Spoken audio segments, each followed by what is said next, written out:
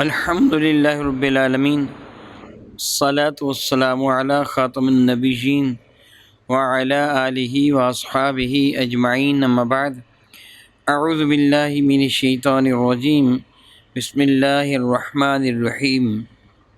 بحمد اللہ تعالیٰ کہ رب ذوالجلال کے احسان اور کرم سے آپ کا سبق شروع ہوگا سورہ بقرہ شریفہ کی 123 نمبر آیت شریفہ سے آگے۔ ملاحظہ کیجیے گا، اعوذ باللہ من الشیطان الرجیم، بسم اللہ الرحمن الرحیم۔ وَإِذِ ابْتَلَىٰ إِبْرَاهِيمَ رَبُّهُ بِكَلِمَاتٍ فَأَتَمَّهُنَّ۔ وَإِذِ ابْتَلَىٰ، اور جب ابتلا میں ڈالا، بلاء ابتلاء، کسی بھی شے کا، کسی مصیبت کا پہنچنا یا کسی امتحان سے کسی کو گزارنا، جس طرح اللہ تعالیٰ فرماتا ہے وَلَنَبْلُوَنَّكُمْ بِشَيْءٍ مِّنَ الْخَوْفِ وَالْجُوعِ، میں تم کو امتحان کے مراحل سے گزاروں گا۔ کسی کا امتحان لینا، کسی کو ابتلا میں مبتلا کرنا، پریشانی میں مبتلا کرنا، یا کسی سخت کام کا حکم دینا۔ وَإِذِ ابْتَلَىٰ، جب ابتلا میں مبتلا فرمایا ابراہیم علیہ السلام کو، ربہ، ابراہیم علیہ السلام کے رب نے، سبحان اللہ تعالیٰ وبحمدہ، انداز محبوبانہ ہے۔ مطلقاً یہ نہیں فرمایا کہ جب اللہ نے ابراہیم کو آزمائش میں ڈالا، بلکہ فرمایا جب ابراہیم کے رب نے ابراہیم کو آزمائش میں ڈالا، سبحان اللہ، بکلمات، کئی کلمات کے ساتھ، فَأَتَمَّهُنَّ، تو انہوں نے ان سب کو تمام کر دکھایا، یعنی ہر امتحان میں کامیاب ہو گئے۔ قال، تو پھر رب کائنات جل وعلا نے صلہ کے طور پر ارشاد فرمایا، انی جاعلک، اے ابراہیم میں نے تجھ کو بنا دیا ہے، للناس اماما، سارے انسانوں کا پیشوا میں نے تجھے بنا دیا، سبحان اللہ وبحمدہ۔ قال، تو ابراہیم علیہ السلام نے عرض کیا، ومن ذریتی، مولا میری اولاد کو بھی ایسا ہی بنا دے، میری اولاد کو بھی زمانے کا پیشوا بنا دے۔ تو رب کریم نے فرمایا، قال، فرمایا، لا ینال عہد الظالمین، لیکن اے ابراہیم میرا یہ وعدہ ظالموں کو نہیں پہنچتا، یعنی تیری اولاد میں جو صحیح ہوگا میں اسے زمانے کا امام بناؤں گا، جو ظالم ہوگا میں اس کے لیے وعدہ ہی نہیں فرماتا، اسے میں زمانے کا امام نہیں بناؤں گا۔ رب ذوالجلال نے اس آیت مبارکہ میں حضرت سیدنا ابراہیم علی نبینا علیہ الصلاۃ والسلام کا ایک عظیم منصب ذکر فرمایا کہ جب میں ابراہیم علیہ السلام کو ارشاد فرمایا کہ ابراہیم تم نے یہ کام کرنا ہے، اذ قال لہ ربہ اسلم، جب اس کے رب نے اسے حکم دیا تسلیم کر، قال اسلمت، تو بغیر ہچکچاہٹ کے گردن جھکا لی کہ مولا میں نے تسلیم کر لیا، سوال کیا ہی نہیں۔ ابراہیم علیہ السلام کی مبارک زندگی جس قدر آزمائش اور مراحل سے گزری ہے، حیران کن زندگی ہے آپ کی، اور آپ کا اپنے رب سے وفا پانا اس سے بھی بڑھ کر حیران کن ہے۔ ابراہیم علیہ السلام کی ولادت باسعد کے وقت نمرود نے جو ظلم و ستم جاری رکھے تھے کہ بچوں کو قتل کرواتا تھا، ذبح کرواتا تھا، وہ اپنی جگہ ابراہیم علیہ السلام کی والدہ ماجدہ نے ان کو ایک غار میں جنم دیا۔ میں نہیں جانتا وہی غار ہے، عراق میں میں نے غار دیکھی ہے جس غار کے بارے میں مشہور ہے، کس غار میں ابراہیم علیہ السلام کی والدہ ماجدہ نے ان کو جنم دیا تھا۔ وہ چھوٹی سی غار ہے، تہ خانہ ہے، لوگ جاتے ہیں آتے ہیں زیارت کرتے ہیں، میں نے بھی زیارت کی ہے۔ بہرحال حضرت ابراہیم علیہ السلام کو تنہا ان کی والدہ ماجدہ جنگل بھی بیابان میں اس غار کے اندر چھوڑ کر آ گئی تھی، اور روزانہ تشریف لے جاتی تھی اپنے لخت جگر کو دودھ پلانے کے لیے، اور جب وہاں جاتی تھی ابراہیم علیہ السلام کے اس عالم میں پاتی وہ اپنا انگوٹھا چوس رہے ہوتے، جب انگوٹھا ان کے منہ سے باہر نکالتی تو اس سے شہد اور دودھ نکل رہا ہوتا۔ یہ رب کائنات نے آپ کی پرورش کا انتظام از خود فرما دیا تھا۔ عام طور پر کیا ہوتا ہے کہ جو نومولود بچہ ہوتا ہے وہ ہر لمحہ اپنی ماں کی جانب سے نگہداشت کا محتاج ہوتا ہے، اپنی ماں کی تربیت، ربوبیت، پرورش کا۔ اللہ تعالیٰ فرماتا ہے وَقُلْ رَبِّ ارْحَمْهُمَا كَمَا رَبَّيَانِي صَغِيرًا، ماں باپ کے لیے یوں دعا مانگ کہ رب ارحمہما، اے میرے مولا ان دونوں پہ رحمت نازل فرما، کما ربیانی، جس طرح یہ دونوں میرے رب بنے تھے صغیرہ، جب میں چھوٹا سا تھا۔ یعنی جو شفقت، جو محبت، جو پیار، جو نگہداشت، جو تربیت و مربی ہونا والدین کا اولاد کے لیے بچپنے میں ہوتا ہے، پوری زندگی ایسا نہیں ہوتا۔ آپ جانتے ہیں کہ والدین اپنے بچے کی کس طرح ساری رات جا کر اس کو کندھے سے لگا کر اپنے صحن میں گھوم کر اس کو سلاتے ہیں۔ بیمار ہو جائے تو والدین بے چین ہو جاتے ہیں۔ وہ ماں اپنے لگتے جگر کو پوری رات اپنی گود میں لے کے بعض اوقات بیٹھی رہتی ہے۔ تو وہ زمانہ، جس زمانہ میں نہایت نگہداشت کی ضرورت تھی، ابراہیم کی والدہ آپ کو غار میں چھوڑ کر گھر آ جایا کرتی تھی، دن رات آپ وہاں رہتی تھی اور کبھی کبھار جاتی۔ کتنی بڑی آزمائش امتحان تھا بچپنے کے وقت ہی آپ کا۔ اور پھر اللہ تعالیٰ جل وعلا نے آپ کو، ابراہیم علیہ السلام کو جب بڑے ہوئے، پھر آزمائش میں ڈالا کہ ان کا چچا یا باپ آزر وہ بت تراش تھا۔ ابراہیم علیہ السلام کو بت دیے، جاؤ جا کے بازار میں بیچو۔ یہ بھی ایک بہت بڑی آزمائش تھی۔ وہ جو ابتدا میں اپنے سورج اور چاند اور ستاروں کو دیکھا، وہ بھی آزمائش تھی، اور اللہ تعالیٰ نے اس پہ بھی ان کو کامیاب فرمایا۔ اب بتوں کو بیچنا اور ان کی کمائی کا کھانا، یہ حلال ہے کہ حرام؟ سارے بتا دو۔ تو اللہ کے نبی ایسا کام کر سکتے ہیں؟ اللہ نے اس آزمائش پہ بھی کامیاب فرما دیا۔ آصر ان کو بت دیتا، جاؤ بیٹے بازار میں بیچ کے آؤ۔ آپ لے جاتے، لے جا کر لوگوں میں اعلان کرتے ہو، لوگوں کون ہے جو اس کو خریدے گا، جو نہ نفع دیتا ہے نہ نقصان دیتا ہے، جو اپنے اوپر بیٹھی مکھی بھی نہیں اڑا سکتا، کون ہے اس جعلی رب کو خریدنے والا؟ گویا وہ بیچنے کے لیے نہیں جاتے تھے، بتوں کو ذلیل کرنے کے لیے جاتے تھے۔ اور ایک بھی بت نہ بکتا۔ کیوں بکتا؟ اللہ ان کو حرام کی کمائی کیسے کھلاتا؟ وہ کوئی بھی بت نہ بکتا، تو پھر آپ کیا کرتے؟ ان کی گردن میں رسی ڈال کر نا کھینچتے ہوئے لے جاتے، اور راستے میں کوئی پانی وغیرہ آتا نا تو اس کی گردن پکڑ کر اس کا منہ اس میں ڈبو کے فرمایا اشرب، پی پانی پی۔ لوگ یہ منظر دیکھتے کہ یہ بتوں کو ذلیل کر رہا ہے، خیال کرتے ابھی بچپنا ہے نا، اس کو پتہ نہیں ہے کہ ربوں کو ذلیل نہیں کیا جاتا۔ وہ ان کے رب تھے نا۔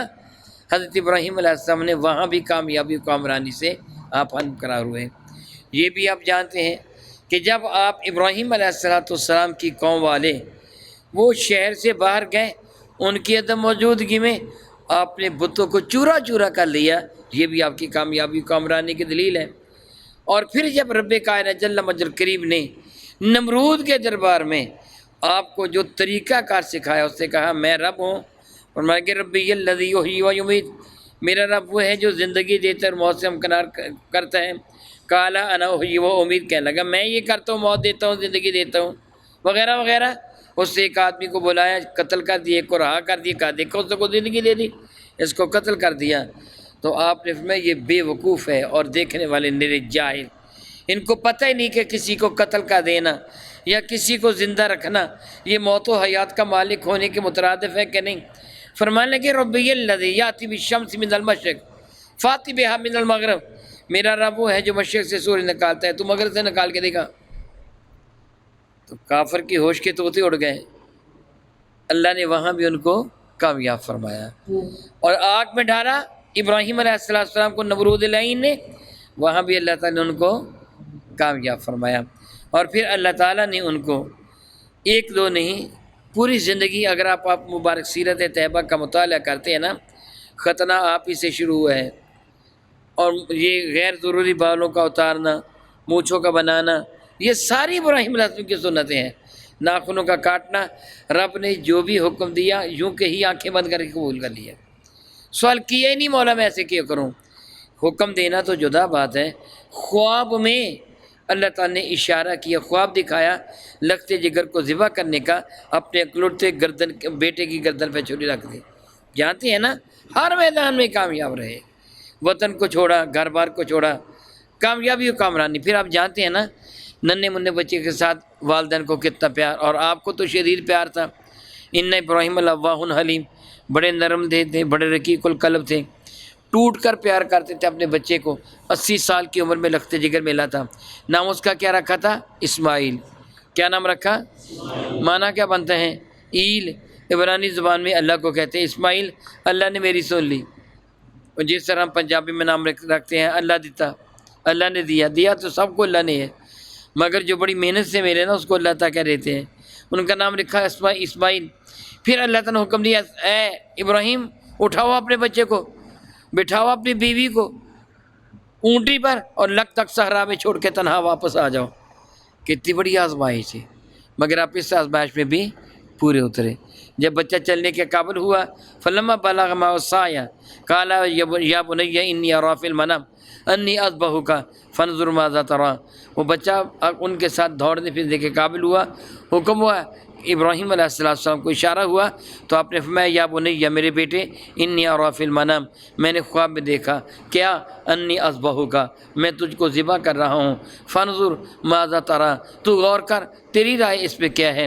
تو باپ ابراہیم ہوں، لگتے جگر ان کا ہو، اللہ کا برگزیدہ پیغمبر ہو، تو پکار اٹھے یا ابا فعل ما تؤمر ستجدنی انشاء اللہ من الصابرین، ابا جی جلدی کیجئے، اگر مجھے ذبح کرنے کا حکم اللہ نے دیا ہے نا تو میں ذبح ہونے کو تیار ہوں، جلدی کیجئے مجھے ذبح کر دیجئے، انشاء اللہ تعالیٰ میں صبر کروں گا۔ جب بچہ اتنا فرما بردار ہو تو ماں باپ تو قربان ہو جاتا ہے، لگتے جگر کو گلے سے لگا کے پیشانی کو مازنی چوما کہ بیٹے تو نے بیٹا ہونے کا حق ادا کر دیا، تیرے جیسے وفا شار کو میں ذبح کروں؟ اور نہیں، کبھی نہیں کروں گا، کبھی نہیں کروں گا۔ میرے بھائی نہیں، ابراہیم نے یہ نہیں کہا بیٹے کو لٹا کر گردن پہ چھری رکھ دی، وہ تو جدا بات ہے، رب کائنات نے اپنی شان کی کے لائق ان کو کامیاب فرمایا کہ ان کی جگہ دمبا ذبح کر دیا گیا، مگر آپ نے تو کوئی کسر باقی نہیں رہنے دی، آپ نے تو سب کچھ کر دیا نا، جو رب نے فرمایا وہی کچھ کر دیا۔ تو میرا اللہ سبحان اللہ سبحان اللہ سبحان اللہ امتحان لینے والا خبر دیتا ہے کہ میں نے ابراہیم کو مختلف امتحانات سے گزارا، ابراہیم ہر ایک میں کامیاب رہے، ہر ایک میں کامیاب رہے۔ ہمیں کیوں یہ بتایا ہے؟ کیا ضرورت ہے ہمیں بتانے کی؟ اگر تم یہ چاہتے ہو کہ اللہ تعالیٰ جل وعلا تم کو عزت و عظمت سے نوازے، سرفراز بنائے، تو پھر تم اپنے رب کی رضا پر راضی ہو جاؤ، جو رب کی رضا ہے اپنے لیے اس پہ راضی ہو جاؤ۔ دیکھو ابراہیم کامیاب ہوئے تو قال، اللہ تعالیٰ نے فرمایا کہ انی جاعلک للناس اماما، اے ابراہیم جا میں نے تجھے زمانے کا امام بنا دیا۔ شارحین قرآن کریم مفسرین کرام اس کی تفسیر و شرح میں نقل فرماتے ہیں کہ تقریباً ہر قوم سوائے داہریوں کے ابراہیم علیہ السلام کو مانتے ہیں، حتیٰ کہ ہندو اور سکھ بھی مانتے ہیں، مسلمانوں نے تو ماننا ہی ہے، عیسائی اور یہودی بھی مانتے ہیں نا کہ ان کی نسل سے ہیں، یعنی سارے کے سارے مانتے ہیں، خواہی نہ خواہی ان کی سنتوں پر عمل کرتے ہیں۔ ابھی میں بتا چکا ہوں ناخن کاٹنا کن کی سنت ہے، مونچھیں ترشوانا کن کی سنت ہے، غیر ضروری بال اتروانا کن کی سنت ہے، سر میں مانگ نکالنا کن کی سنت ہے، مہمان نوازی کرنا کن کی سنت ہے، یہ ساری سنتیں تو ان کی ہیں۔ وہ کون شخص ہے جن کو نہیں اپناتا؟ گویا اللہ تعالیٰ نے آپ کو زمانے کا امام بنا دیا۔ تو آپ نے کیا عرض کیا؟ قال ومن ذریتی، سبحان اللہ، ماں باپ کے دل میں اپنی اولاد کی محبت ہوتی ہے، مولا میری اولاد کو بھی بنا دے، یعنی میرے بعد میری اولاد بھی زمانے کی امام بن جائے۔ اللہ تعالیٰ نے فرمایا قال، فرمایا لا ینال عہد الظالمین، ظالموں کو میرا وعدہ نہیں پہنچے گا۔ ابراہیم جو تیری نسل میں اعلیٰ ہوگا اس کو مزید اعلیٰ بنا دوں گا۔ اور آپ کے علم میں ہے، پھر آپ کے علم میں ہے نا، سارے انبیاء حضرت سیدنا یعقوب علیہ السلام سے لے کے حضرت عیسیٰ تک کس کی نسل سے ہوئے؟ حضرت ابراہیم کی نسل سے۔ اللہ نے امام بنا دیا زمانے کا۔ اچھا پھر بتائیے میرے نبی کس کی نسل سے ہوئے؟ بتا دو، بتا دیا کرو نا، کس کی نسل سے پیدا ہوئے؟ ابراہیم علیہ السلام کی نسل سے پیدا ہوئے۔ پھر کائنات کے امام بنے کہ نہیں بنے؟ ابراہیم نے کیا تھا؟ مولا تعالیٰ میری اولاد کو بھی امام بنا دے، رب کائنات نبی پیدا فرما دے، میرے کریم آقا رسول مشتشم تک سارے نبی ابراہیم کی نسل سے پیدا فرما دی۔ کچھ تو حضرت یعقوب کی نسل سے پیدا ہو گئے، حضرت عیسیٰ کی نسل سے، میرے کریم آقا سے اسماعیل کی نسل سے پیدا ہوئے۔ پھر اسی پہ اکتفا نہیں کیا، میرے نبی کی نسل کس کی نسل ہے؟ غور کیجئے تھوڑا سا، میرے نبی کس کی نسل سے ہیں؟ حضرت ابراہیم کی. پھر میرے نبی کی اولاد کس کی نسل سے ہے؟ ابراہیم. تو رب کائنات نے سادات کرم کو ابراہیم کی نسل سے پیدا فرما کے زمانے کا امام بنا دیا. وہ جو دعا ابراہیم علیہ السلام نے مانگی تھی، مولا تعالیٰ میری اولاد کو امام بنا دے، تو رب کائنات فرمایا امام بنا دیتا ہوں. لیکن جو ظالم ہوگا، پتہ چلا جو سید ظالم ہو، جو سید ظالم ہو، عقیدہ برباد کر بیٹھے، رب نے فرمایا میرا وعدہ اس کو پہنچے گا ہی نہیں، وہ تیری اولاد میں رہنے نہیں دوں گا، ویسے ہی خارج کر دیا جائے گا. اگر کوئی خدا خاصہ دیکھے نا، ہو سید کو خود کو کہلواتا، وہ مرزائی ہو جائے، وہ کافر ہو جائے، تو وہ سید رہ گیا؟ وہ تو رہ ہی نہیں گیا. وعدہ کس کے لیے ہے؟ جو سیدھی راہ پہ رہنے والا ہے، جس کی گردن میں نبی کی غلامی کا پٹا ہے، وہ ہے. سبحان اللہ تعالی و بحمدہ. دیکھیے ذرا اس آیا بارکہ میں سمجھنے کے لیے اللہ تعالیٰ کی قدرت کی کتنی نشانیاں موجود ہیں، کتنے مسائل اخذ ہوتے ہیں ایک آیا بارکہ سے. اگر سمجھنے والا سمجھنا چاہے تو سبحان اللہ تعالی و بحمدہ. انشاءاللہ تعالی اگلی آیات بارکہ کا آپ پھر مطالعہ کریں گے. او کما قال اللہ تبارک و تعالی واللہ تعالی اعلم باسرار کتابہ.